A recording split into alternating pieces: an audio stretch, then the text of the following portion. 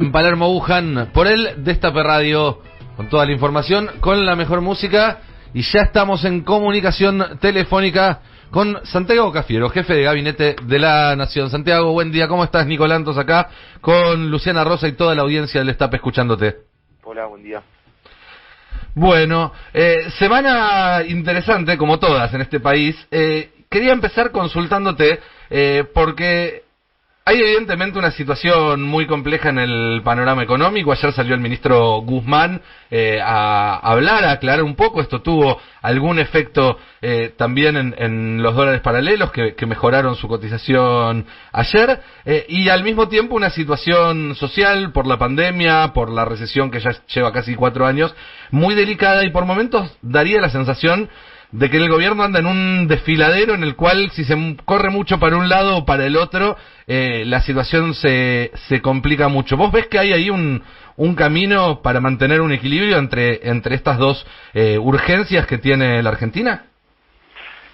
Mirá, nosotros ya desde la campaña que nos habíamos comprometido con los argentinos y argentinas, que tanto Alberto como Cristina, quienes conducen este proceso político del Frente de Todos, se habían comprometido a cambiar las prioridades del país.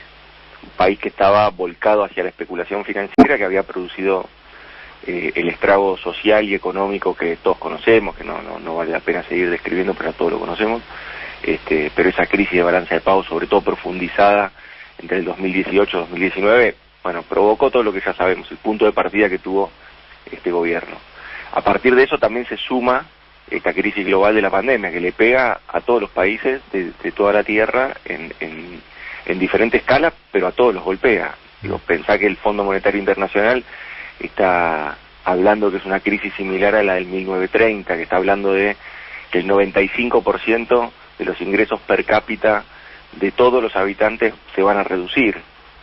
Pensemos también que la CEPAL, por ejemplo, se remonta a una caída desde el punto de vista de actividad productiva para toda la región, se remonta al 1900, o sea, tengamos en cuenta cuál es el impacto histórico de lo que estamos viviendo y cómo tenemos que soportarlo, que generan herramientas de política pública, decisiones políticas, pero efectivamente lo que vemos es que si hay países que han tenido medidas más laxas que otros, de todos modos la pandemia les pega a todos, quizás en diferente escala, pero a todos les pega. Y también, países con la trayectoria que tuvimos nosotros, veníamos de un gobierno muy malo, pésimo, que había dejado un aumento de pobreza, una inflación casi de 54 puntos, es decir,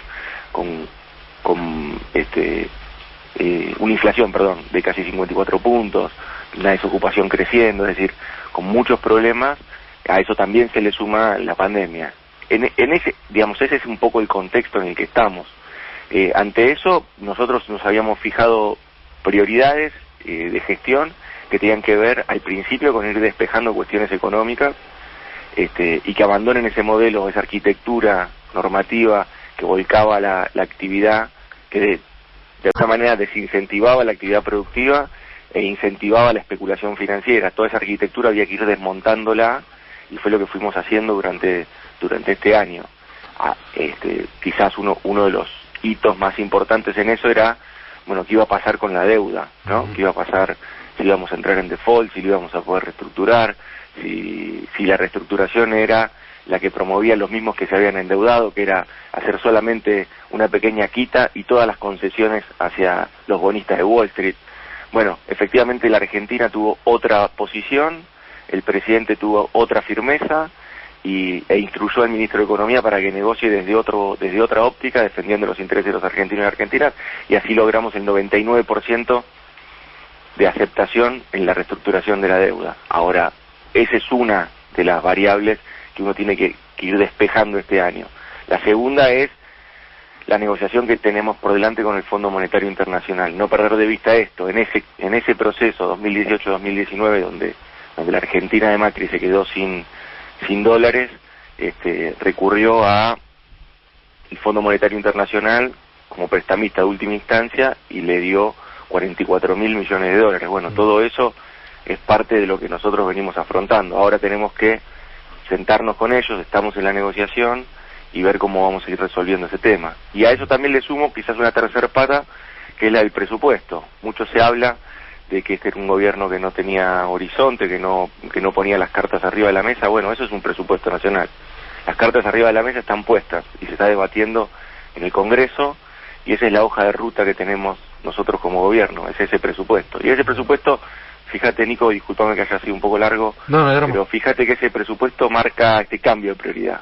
Me parece que es importante destacar. Ese presupuesto lo que implica, lo que indica fundamentalmente es que no se van a pagar servicios de deuda como estaban previstos desde los gobiernos del gobierno anterior, sino que esos recursos van a duplicar el presupuesto de infraestructura, van a aumentar en un 50% el presupuesto de salud pública, van a aumentar el presupuesto del Ministerio de Ciencia y Tecnología, van a aumentar el presupuesto de educación. Es decir, fíjate que si no había un cambio de prioridades, todos esos recursos iban por la canaleta de la deuda. Y hoy se van a invertir en el desarrollo económico, en el desarrollo de la salud y en el desarrollo científico, tecnológico y educativo de nuestro país. Está claro. Mi pregunta en concreto era si era posible encarar un plan de estabilización macroeconómica sin que eso tenga un costo a nivel actividad y también en lo que es la ayuda social que hoy en día el Estado le da a muchísimos millones de argentinos. Es que nosotros tenemos no hace falta lanzar planes y planes y planes. Eso no es así. Lo que nosotros tenemos que continuar despejando es en nuestra política de llevar tasas de interés más razonables, que lo que hicimos, una política de tasas. Acuérdate que si vos haces septiembre contra septiembre, el septiembre del año pasado las tasas de interés eran del 70%, llegaron casi a 86%. Y hoy son las tasas de referencia en septiembre eran de 24%, hoy están un poco más altas por la fluctuación del mercado, pero fíjate cuál es entonces la perspectiva donde uno apunta a que una pyme se pueda financiar. Hoy una pyme se puede financiar del 24% y el año pasado no se financiaba, obviamente, porque era imposible, al 76% si se quería financiar. Esas son las políticas donde uno va tranquilizando y normalizando la economía, o estabilizando, como decís vos, la macro, pero en realidad es eso, digamos, ir acompasando esto. Tenemos, fíjate, de enero a septiembre, una inflación de 22 puntos, si uno mira septiembre contra septiembre tenemos una inflación de 36 puntos, esto el año pasado, nosotros acordémonos que terminamos el año con un 53,4% de inflación, es decir que estamos con una inflación a la baja. Esas son todas políticas de estabilización, como dirías vos, o como le decimos nosotros, de normalización de la economía. Siempre lo que supone un plan de estabilización, por lo menos lo que se ha hecho en otras etapas, se ha tergiversado esto, y lo que ha implicado esos planes tienen que ver con muchas veces con ajustes, muchas veces con restricciones, y la verdad que la Argentina no tiene posibilidad de hacer ajustes. Primero, este es un gobierno que no lo piensa no lo tiene como lógica a la hora de aplicar programas económicos o herramientas de política económica. Y segundo, aún si lo tuviera, la verdad es que la Argentina se va a pegar un porrazo enorme este año, producto de la pandemia, donde al igual que todo el mundo, donde no va a haber posibilidad de tener planes de ajuste en ese sentido más tradicional o liberal como muchos están en los medios agitando. Como tampoco hay posibilidad de hacer una devaluación. Eso es otra de las cosas. La devaluación, hoy el impacto de una devaluación sería aumentar la pobreza, sería que la inflación se dispare, que los precios se disparen, que pierdan capacidad de compra los saberes jubilatorios. La verdad que no sé cuál es el sentido. Bueno, sí, ya sé cuál es el sentido. Que los que están todavía con la mentalidad de la especulación financiera y que no quieren adaptarse a estas nuevas prioridades, donde nosotros lo que queremos para la Argentina del sistema financiero es que promueva créditos para la economía real, para generar producción y trabajo. Pero bueno, esa es la tensión, básicamente. Buen día, ministro. Hablo Lucena Rosa. ¿Cómo andás? Te quería preguntar justamente hablando del tema de la pandemia y de la recuperación económica del país. Bueno, sabemos que la inversión en infraestructura podría ser un camino, pero también Argentina pierde o está perdiendo mucho dinero, mucho ingreso de dólar también, incluso con la pérdida del turismo, de la actividad turística en el país. Quisiera saber si hay un plan para la retomada del turismo nacional, cómo están pensando en los protocolos, cuál es el camino a seguir de acá para adelante ya bajo una perspectiva de mayor apertura, ¿no? Bueno, justamente lo que planteas vos, a ver, son obviamente programas e ideas que estamos teniendo, algo de eso vamos a empezar a hacer esta semana, tratando de ver como unas experiencias piloto, cómo reanudamos un turismo de países limítrofes, un turismo con muchos cuidados, y ver cómo resulta. La verdad es esa, no tenemos hoy, Argentina no tiene hoy la posibilidad, producto de la pandemia y el cuidado que tenemos que seguir teniendo, no tiene posibilidades de hacer una apertura total de la industria turística, hoy no están dadas esas condiciones. Esas condiciones no es que son arbitrarias de parte del gobierno, son condiciones epidemiológicas. Hoy todavía la Argentina sigue teniendo muchos casos, la Argentina tiene circulación comunitaria sostenida de coronavirus y tiene, lamentablemente siempre estamos viendo las familias como sufren, que tienen algún familiar internado, como vemos las familias cuando sufren, cuando pierden algún familiar producto de esta enfermedad. Entonces, en ese sentido todavía hay que seguir cuidándonos, pero es cierto que la actividad turística es una actividad importante. Lo que pasa que ahí lo que tenemos que ir haciendo es lo que venimos haciendo hasta acá, reanudando muy paulatinamente, muy progresivamente ese tipo de actividades. Pero lo vamos a hacer, está previsto para esta semana empezar a hacer algunos ensayos y pruebas pilotos con respecto a esto. Y con relación, perdón, Nico, a los testeos, ¿hay algún plan para aumentar el número de testeos en el país que también podría ayudar a impulsionar, a volver a tener una actividad turística más pujante? Mira, a ver, los testeos en el país, nosotros estamos en un promedio casi de 40.000 testeos por día. Ese es un poco los testeos que tenemos nosotros, diarios. Esos testeos, a ver, los testeos que hace la Argentina son los que se contabilizan son los de PCR, no estudios serológicos, que algunos países sí los contabilizan como parte de los testeos. Nosotros hacemos este testeo, que es el del PCR. Es el testeo que se inició en el Malbrán, si querés, y hoy ya hay más de 160 centros de diagnóstico y siguen creciendo. Esos estudios, lo que nosotros hacemos, fundamentalmente, es, a partir de que llega alguien con síntomas, se le hace el testeo. Si ese testeo da positivo, entonces lo que se hace es ir a buscar los contactos estrechos y testear a todos los contactos estrechos.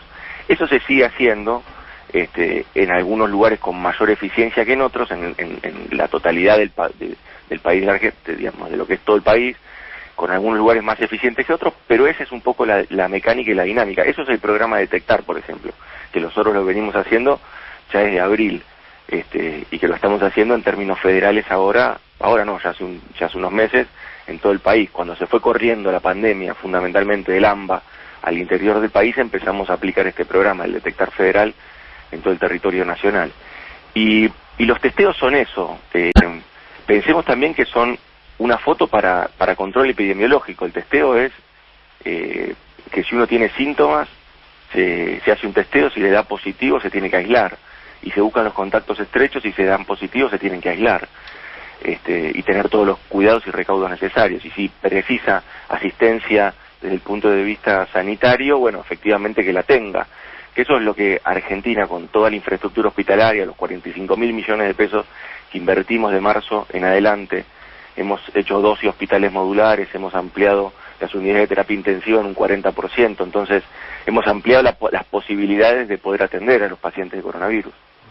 Y con respecto a las vacunas, esta semana el ministro de Salud, Ginés González García, dijo que a lo mejor antes de fin de año podían empezar a aplicarse a grupos de riesgo y a sectores de salud, y para marzo ya alcanzar a buena parte de la población. ¿Compartís, digamos, esta línea de tiempo que parece bastante optimista? Son los acuerdos que venimos teniendo nosotros. Pensá que nosotros venimos trabajando con el tema de la vacuna ya hace mucho tiempo. A mí me tocó desde la jefatura de gabinete modificar ciertas pautas de contrataciones y circuitos administrativos para tener todo acelerado y rápido una vez que sean autorizadas las vacunas. Cuando sean autorizadas las vacunas, nosotros vamos a estar en condiciones de adquirirla y de empezar a distribuirla en el país. Pero es eso, los tiempos en realidad son tiempos que son producto de negociaciones, de conversaciones, pero todavía el mundo no tiene una vacuna desde el punto de vista así masivo, digamos, ¿no? Lo que estamos todos expectantes, no solo Argentina, sino todos los países del mundo, es en eso, es en conseguir la vacuna, porque la vacuna es, de alguna manera, el horizonte de poder terminar con la pandemia. Bien, te cambio un poco de tema porque otra de las novedades que hubo esta semana, insisto, parece que pasaran cada semana 1000 años, Sí, es que se reunió por primera vez este Consejo Económico y Social, o por lo menos algo que sería una semilla del Consejo Económico y Social que había planteado en la campaña el presidente Alberto Fernández.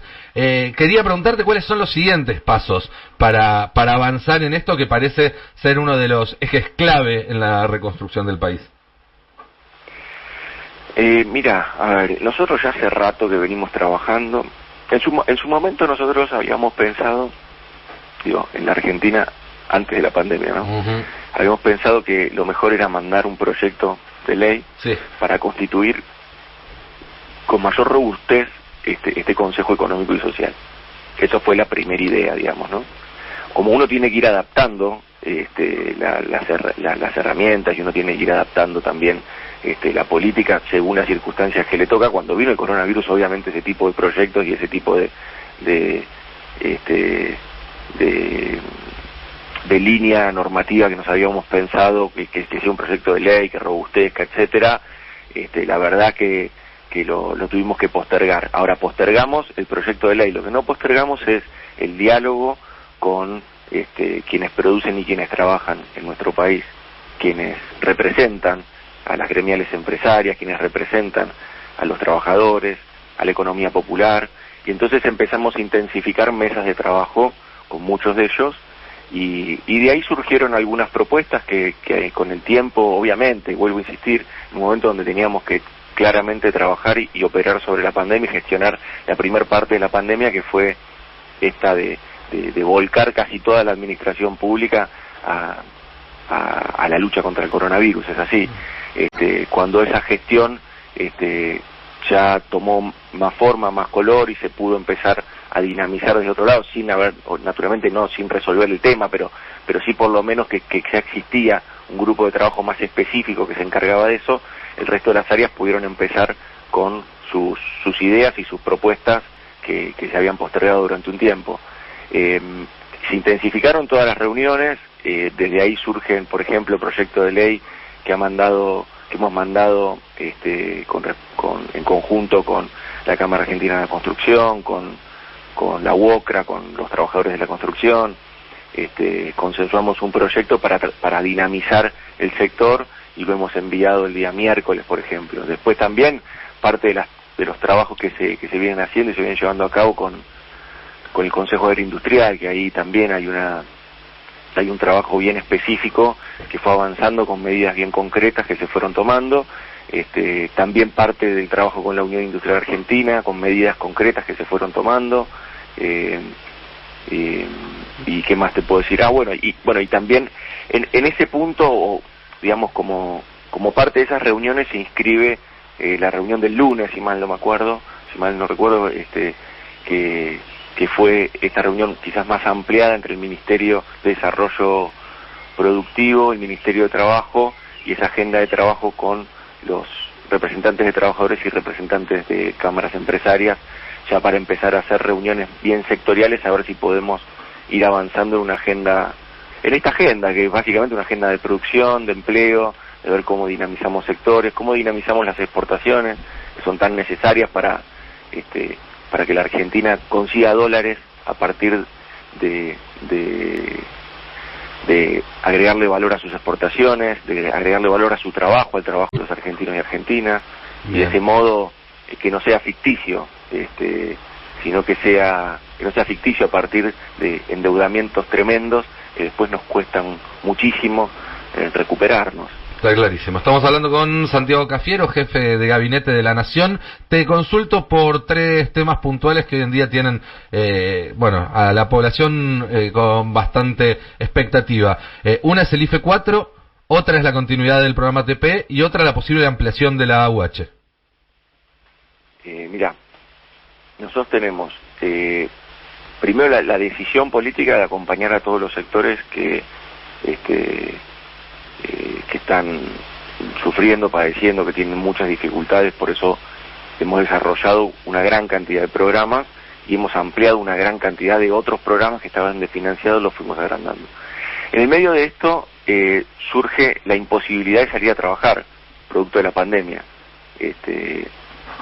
Cuando surge esta imposibilidad de salir a trabajar producto de la pandemia, lo que nosotros desarrollamos es el ingreso familiar de emergencia, que es como una medida una política muy general, muy grande, que llega casi a 9 millones de argentinos y argentinas que tienen situaciones totalmente diversas y totalmente distintas. Entonces es muy difícil identificar allí políticas focalizadas. Lo que nosotros estamos viendo es que ya desde hace meses eso obviamente ya no es la situación, ya hay muchos de esos 9 millones de argentinos y argentinas que ya están en condiciones de volver a trabajar, pero hay otros que no han podido volver a trabajar y que tienen otras dificultades.